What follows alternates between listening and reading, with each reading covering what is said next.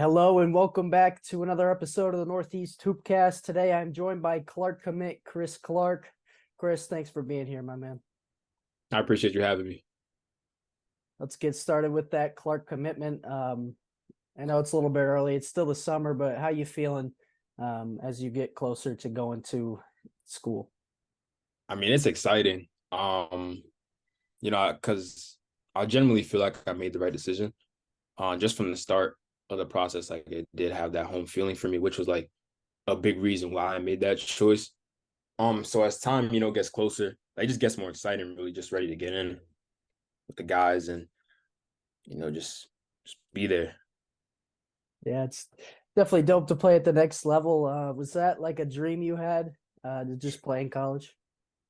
For sure. That's definitely been the goal since I was young. Not just to play in college, obviously, but like, just to continue reaching the next level as I've been progressing, throughout my basketball career. So it's exciting, to finally reach one of those goals, again. Yeah. And then it's the process, right? You gotta once you realize that goal, it's the build up and getting yourself better and ready for the next level. Let's talk about the process getting you to Clarke. What was that like? How did Coach Sims and his staff get you to commit to Clarke? The process was good. The reason why the process was so good because it wasn't a rush process. Um, they knew what I wanted to do and they knew when I wanted to do it and they were respective of that time. You know what I mean? So conversations with coach hasn't been about me committing. It's just been about me just building a relationship. That's dope. That's dope. Especially, they realize that it's one of the biggest decisions you've made in your life to this point, and you just wanted to get it right from the program wise and the location and the schooling. So it's really dope that he took the time to get that relationship for you and For realize sure. that what your timeline was like and all that stuff. And then talk about the location a little bit. You mentioned it a little bit earlier. Was Clarke being in Massachusetts like something you were looking for? For sure. Especially with past couple years being away from home at boarding school already, kind of far. Mom hasn't been able to see me play too much. So it was like great, like Worcester's not too far from us. It's gonna be easy, for her to get to games. And we also have games in the city that's gonna be easy for her to get to as well. So, just being not too far, but far enough basically is really good. Yeah, not too far to get homesick, and then mom can show up to games. There's no better feeling than hooping, and you look up and see your mom in the crowd or Right. your family, and it's a dope feeling. Um, and then, what are your thoughts on the new Mac, the Clarke Conference? Very competitive. I'm just excited to compete.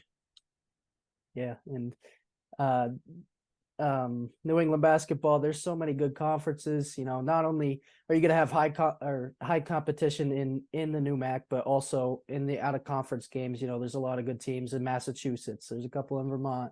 New Hampshire's got a couple. Even Maine's got a few. So really, just the whole New England, the region has a lot of good D3 comp for basketball outside of the new MAC. And then, of course, you got the WPIs and the Babsons. Is there any school that in particular that you're looking forward to playing in the conference? Not specifically. I'm just looking forward to competing against everybody. You're just looking forward to being there, being able to hoop. I get that. Well, some people feel it's just every other game is, you got to go out there and you got to, put your foot down no matter who the opponent is. Right. And let's get into what kind of got you there, your high school experience. You did a post grad at Scotland campus. Just take me through what it was like to play for them. So it actually wasn't a post grad, it was just my senior year. Oh, It was good. The coaches there, they know what they're talking about. Coach Bergeron being an experienced coach coming from UMass Amherst, to coach us, he knows what he's talking about. So just soaking in what he's talking about because he's been at that level of basketball and he's seen a lot. Just understanding that he knows what he's talking about, just taking it. So yeah, it was good. It's a lot of learning, a lot of learning. and it's being coachable when you get guys like that. Coming from the D1 level, they're gonna have a lot of knowledge, and they're just trying to pass that on to you. And you taking that and you learning is it's great when you, especially when you transfer in, just to get on the same page as your coach and build a relationship with them. Were there any games that you had great performances in? Are there that are memorable to you? I want to say our game towards the end of the season against Hargrave. Hargrave was the number one ranked post grad team actually, in the league at the time. And it was a really good standout performance for me in a 1 point loss at the buzzer, which was crazy. But I mean, that was a memorable game because it really had like a college feel to it. Everybody was just competing and not worrying about anything else. Yeah, that's dope. Unfortunately, we're on the other end of it, but those games, they always stick with you when it's just about the competitiveness and there's a lot of talent on the floor and just guys getting after it, really. Thanks. How did Scotland campus become an option for you? Coach Bergeron had actually saw me play at an AAU tournament. And it was just like, hey, I have a spot for him on my roster. You know what I mean? So that was really good. An opportunity that I didn't want to miss out on. So yeah. Yeah, when a coach like that comes up to your AAU coach and picks you out from the team, it's just like an opportunity you can't say no to, pretty much. Sure. And what was it like to play in the EPL with a lot of talent across the country? Um, it was definitely as real as they say it was. Every game had that college feel to it. Everybody's competing, noise, a lot of bigger athletic guys. It was definitely live and definitely what they say it was. So like that league, it being his first time, nationally playing, it was really good. And I feel like that league's gonna be good for a while. Is there is it different from like NEPSAP games with a lot of post grad and upperclassmen on those other teams in the EPL? Definitely is similar to Knapsack games, just because, like I said, it's as live as a Knapsack game, especially like a Knapsack rivalry. You know what I mean? That's what it kind of feels like every game. It feels like every team is literally a rival in that league. Yeah, and every team's trying to get to that championship game, and just the competitiveness, like you said before, it's just another level. And talk to me about playing in the NEPSAC for Darrow. What was that like? It was good. I mean, there were a lot of ups and downs that year in terms of, just with our season. We took a lot of downs that I was able to learn from. I learned a lot of different ways to handle certain situations and how I can affect in certain situations throughout that season. So I mean, more than anything, like I learned a lot about myself as a basketball player that season. Yeah, and it's taking what you learn and then building off of it. Just not trying to get past mistakes and all that stuff, and how those mistakes can make you a better player and a person. What was the relationship like that you had with some coaching staff or some players while you were there? Oh, the relationship with the players were very strong. I came a little late. They were already moved in and they had started, just having their little summer runs. I came a couple of days late, obviously before school, but I was a little late. And they were welcoming, you know what I mean? We just hopped right into pickup and that's just what it was. So like I still talked to some of those guys. We still have our group chat too. So it was good. Yeah, and it definitely makes it easier for a guy who came in late, when there's already an established culture there, just for them to welcome you into it and gain relationships over time as you played there. And then take me through the coaching staff that's over there. How did they get you there, and what was your relationship like with them? Um, I had the strongest relationship, I feel like, with the head coach. Um, he played at UVA, which was solid. He was one of their leading shot blockers all time over there. Um, he actually saw me through some film from my teammate, and he was like, "Let's just jump on this ASAP," and we made it happen. Late summertime. And he's doing some good things over there. I believe he was just named coach of the year, if I'm not Yeah. mistaken. Yeah. Yep. Okay. So he's really taken that program and he's built it around what he wants and what he took from his time at UVA, which, Sure. I mean, it's nothing to slouch on when you got a guy that, or a coach that, is on the record list at Virginia. It's pretty dope. Sure. And just looking back, um, how are you as a player now versus when you first got to LCA and Daryl? More mature for sure as a player. I feel like that was one of the biggest things. Like I just understand more. I'm taking things differently and handling things better. I've noticed. So I feel like that was the biggest step to seeing improvement first. And that's a lot of what people do, or what happens to a lot of players during high school is that they mature and they start to understand the game, and then the more you understand, the more you can get better, and your love for the game just grows throughout it. Were there any performances either at LCA or Darrow that stood out to you, or that boosted your confidence going forward? Yeah, there was a couple games where I had the strongest showings.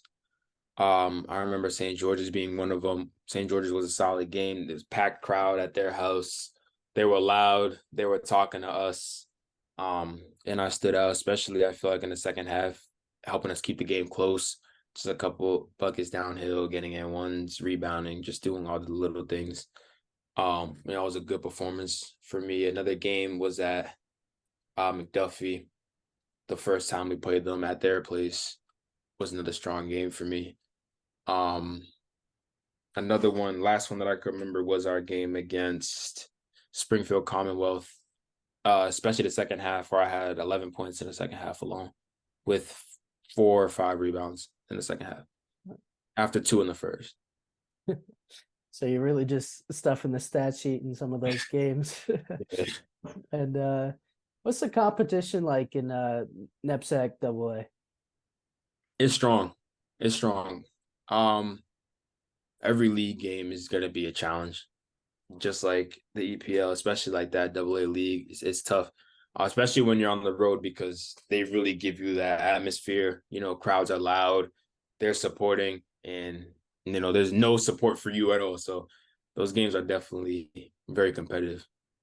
And I feel like it's a little bit slept on. At least the AA division is. There's a lot of talent there. Some Sure. great programs, and I feel like in the Northeast, a lot of people look at the New Hamptons, the Tiltons, and the Brewsters, and don't really, dive deep into it. The other divisions of the NEPSAC. Were there any, huge rivalry games that you played in? Um, yeah, a couple at Darrow for sure that had some meaning to them. And just honestly every EPL from this last season. And you mentioned that when you go on the road in the NEPSAC, there's no love, there's no support from you from the opposing crowd. How do you and your team deal with that when you have to go make those road trips? We got to talk. We got to communicate offensively, defensively.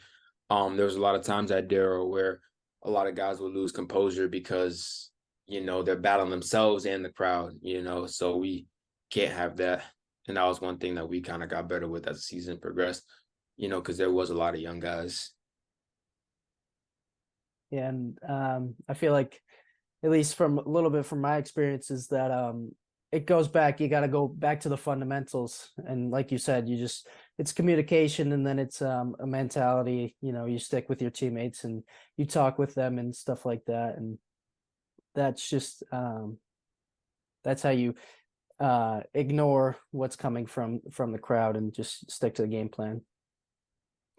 And then how about COVID? Was there any interruptions that you experienced during your high school career? Yeah. COVID was tough. There was no season sophomore year, like at all, not even any practices. So really there was just no basketball in general. The season was canceled. They weren't allowing the team to practice or even like scrimmage against, schools who were willing to. So there was nothing going on in terms of basketball school wise that year. At EYBL, I can remember I was one of the players on our roster, that 16 expressions roster that caught COVID, that got us, disqualified from Peace Jam. We felt like we had a legitimate chance to win, honestly, but that was tough too. Yeah, and COVID. took away so much from so many people, especially with basketball. Did your time off like make you hungrier? For sure. Like, especially my teammates, like we were all just very full with frustration that there was, nothing, not even a practice. In our roster. We were really excited about that roster that year. And then just nothing happened. So it's really crazy to think about. We still talk about it to this day. Like we had this team put together, guys, and we didn't even practice. So it's crazy. Yeah, it's kind of like what could have been type of scenario, For sure. when you put a roster that good together like that. And how did you work on your own game? Did you go back to your roots, kind of just shooting in parks and in the driveway? Honestly, we did have gym time at school that year. You just had to be separate. So like if it was two people to a basket, we would just get as much work in during that time as we could. Just trying to find as many gyms as possible. Gym access wasn't the hardest thing. Like it wasn't easy, but it wasn't the hardest thing. So just trying to stay in and get in as much as possible. Yeah, and that's part of that hunger too, is it's how bad you want it during those tough times, especially during COVID, when you can't necessarily get the people you want or the work you want, because of those limitations.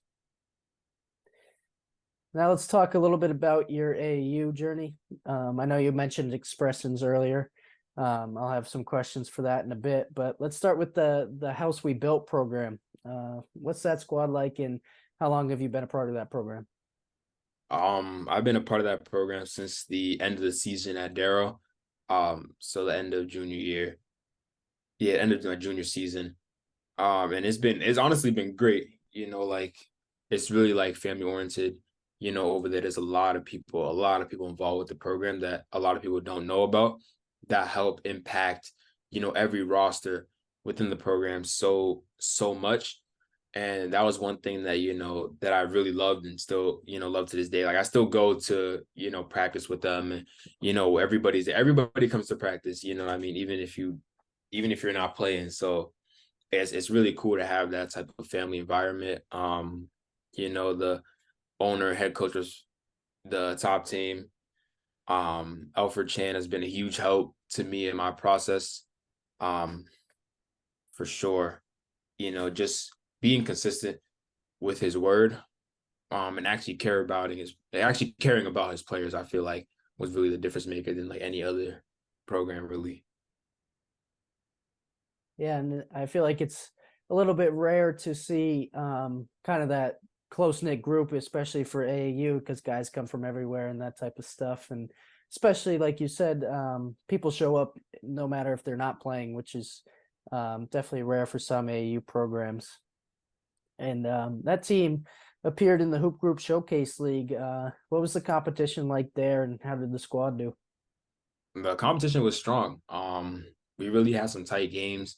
We were really in, dog fights that were actually really fun games to play in. So like Hooker's really not a sleeper either. You know what I mean? Like there's a lot of talent, that's not even talked about throughout that whole league. So I mean, it was good. It was all right. What was that experience like for you personally? It was good. It definitely helped, my leadership skills. Honestly, just having bigger role on that roster, being expected to lead, it really helped me.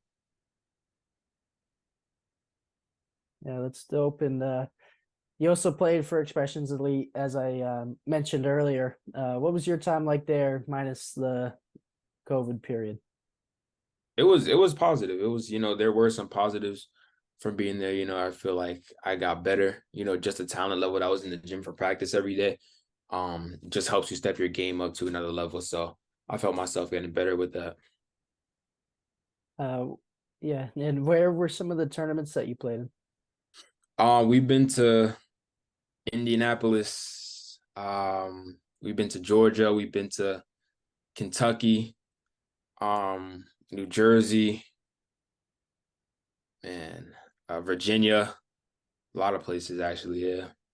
Yeah, so pretty much all over the country. How does the play style of some of those teams that you met in all those different places compare to the Northeast? Fast-paced basketball, I feel like. is really the main thing. I feel like down here where most teams are pretty fast paced, want to get the ball out and ahead early. I've seen a lot of similarities with that from a lot of different teams. So I feel like that's just the main thing, just that speed that, helps translate to the next level. Yeah, exactly. And just trying to get fast break buckets, easy points, and then in the half court, if you're playing a little bit fast, you're bound to make mistakes, and that, like you said, gets you ready for the next level, which is very fast compared to high school and some AAUs even. And how did playing for expressions do you feel boosted your development? Um, just again what I mentioned, just that talent level in the gym every day, and just the fact that we played so much talent consistently, but like especially in practice, just having those guys that were in practice going at it, playing against the older guys every day, it was good. It really challenged you to step up. Yeah, especially when you play the other older guys that have more experience than you. You know, they're a bit stronger due to age. Definitely gets you better the more reps you get against those types of guys. And you played with Taylor Bowen at your time with at Expressions. What did he bring to the table, and what type of teammate was he while you were there? Taylor probably gotta be like one of the happiest kids I ever met. Um, he's always smiling. He's always trying to make sure everybody else around him is as upbeat as he is.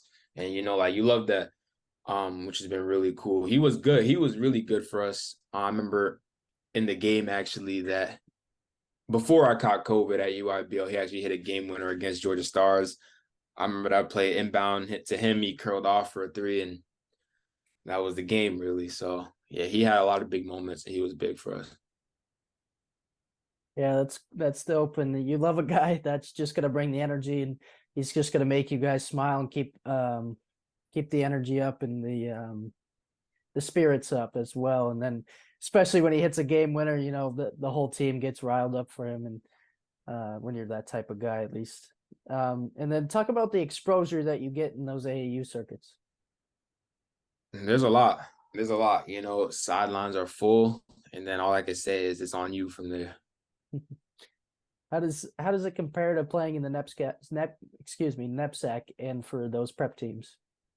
Um, of course, like the sidelines are very full during upside games, but it's mainly like your school, your supporters. All the colleges are in season, same time as you, so they're not really at games as often as opposed to when they're on the summer. It's their free time as well, so they're ready to pack the sidelines and just really observe from what they probably seen on film, or in person once or twice at NEPSAC games. Yeah, and I know you said it's on you for those games that have high exposure, but is there any other approaches you take to games that you know that there'll be a lot of people at? Just continue to play the same way you always play. What I mean? If you play hard all the time, just continue to play hard. You don't have to change, the way you're playing because there's eyes on you. The eyes are gonna like you for you. So if you're not being you, you're gonna lose the eyes. So that's really it. Yeah, and honestly, that's some great advice, as simple as it is. You know, you just got to play your game and not worry about the extra stuff and that type of all that junk just gets in your head, and then you don't know how it will affect your game. Now let's get into some personal questions. First, I want to hear it from you. How would you define your game? Um, I would define my game as a player that could really give you everything. In terms of playing hard, rebounding, being able to push the floor, working on improving my jump shot. Um, you know what I mean? So I feel like I can contribute. If one thing isn't going well, I feel like I can, give you something else. What parts of your game are you most confident in? Definitely getting downhill. In terms of offensively, getting downhill, finishing around the rim, I feel like my pick and roll game has really improved. Making decision, I'm still working on my decision making, but I do feel and see improvements as I just continue to play more basketball. Really, um, defensive wise, being able to defend multiple positions, I feel like is going to be big for me in general. And just being able to rebound, with my height and athleticism, I feel like I should be able to, contribute and help our big to rebounding. Yeah, just an all around two-way players. What I noticed for a lot of tweets about you and the exposure that you've gotten, it's that you're very good on not only offensively but defensively as well, and you can manage the game very well. And being a point guard, speaking of game management, actually being a point guard, how important do you think it is that you have a good game management and a good feel for the game as well? It's definitely very important, especially for me, really being seen more as a combo guard, um, which is very similar. It's the same thing. I feel like you really got to be able to have that feel for the game. What I mentioned earlier, just being able to make the right decision, which isn't always going to be hard. I mean, excuse me, be easy, but will definitely come with experience and just more game reps. So that's very important, really. And this year with the house we built, just playing AAU to end out the spring, it really forced me to play the point guard position primarily, which I feel like is really going to help me. Especially with being a combo guard, never knowing when I'm going to have to be a primary ball handler or anything. And that's um, getting you to have experiences that you may be uncomfortable with just gets you ready for the next level as well. And are there any NBA players that you feel you can compare your play style to? Compare my play style to not really. I try not to really compare my play style to NBA players. I just really try to, I would say, just review and model. I don't really try to set like I don't want to be the guy that's like, oh yeah, I just try to play like Bradley Beal. I just try to take little pieces from guys who are having, positive outcomes, from the college level even to the NBA level. In terms of NBA comparison, I don't really have one. Little by little, and you learn the game the more people you watch. Exactly. So that's dope. And where does your love from basketball stem from? Is it just because you played it from a young age, or are there certain experiences that you um, gained that love for basketball?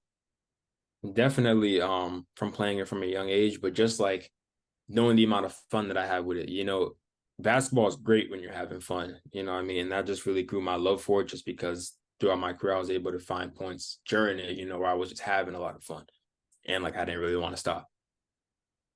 Yeah, and it's important to not get caught up in a lot of the things that happen and just stick to having fun. And then another thing I think basketball does for a lot of people is they gain relationships along the way, and relationships that might last a lifetime.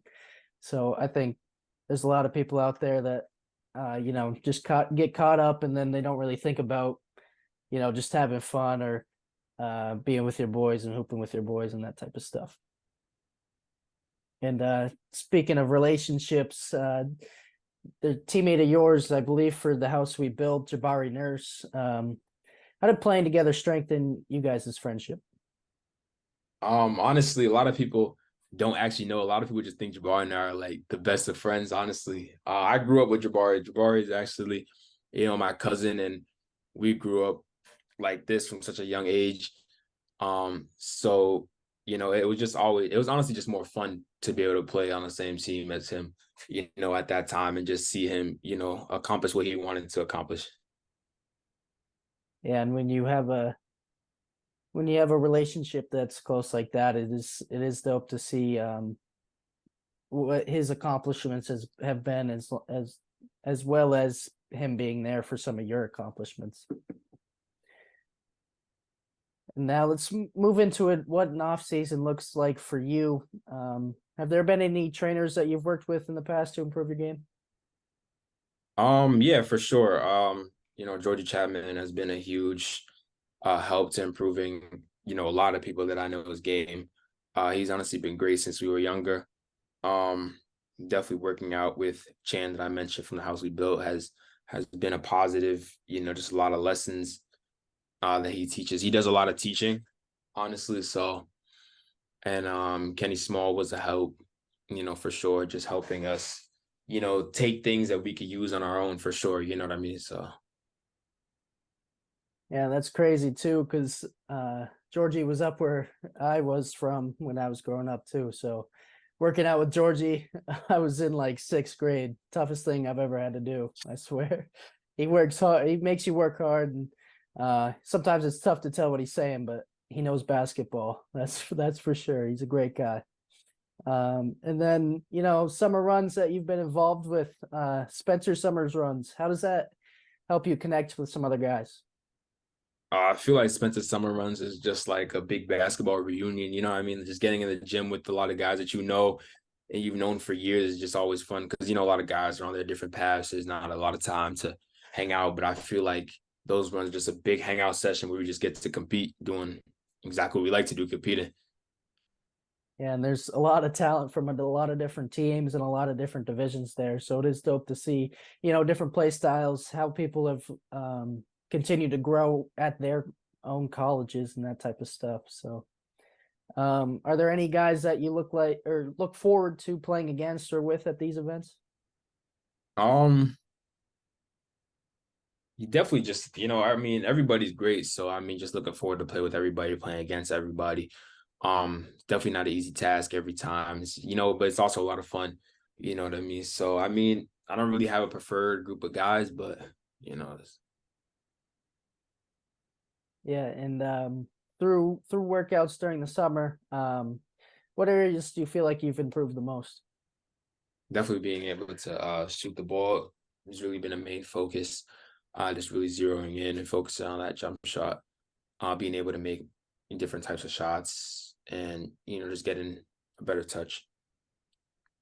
Yeah, and especially with the way the game's been growing outside the 3-point line, you want to get that jumper down, be able to spread the floor, especially as you move to the next level.